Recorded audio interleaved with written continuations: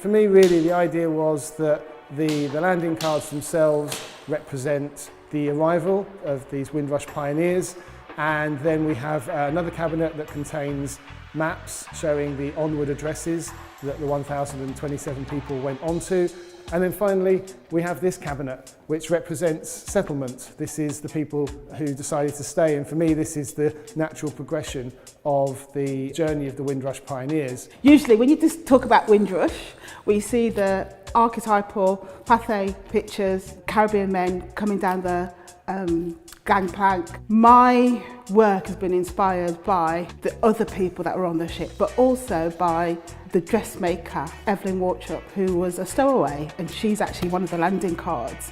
So I've been able to look at the landing cards and find other dressmakers, find other tailors, find other artisans, find other designers, and none of that history is discussed when they talk about the people that came on the Windrush and then subsequently would arrive on other ships. I've had people say to me it really transports them back to the front rooms of their parents and grandparents when they were children.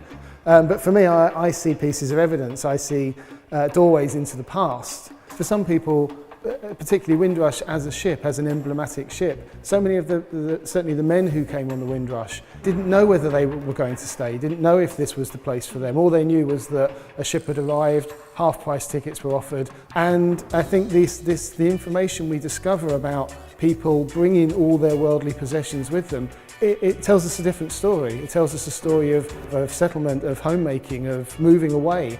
And a much more emotional story, I think, than simply, a young adventurous man sort of seeking a change of scenery. So my mum had a big blue suitcase, but she also had a big, massive blue trunk.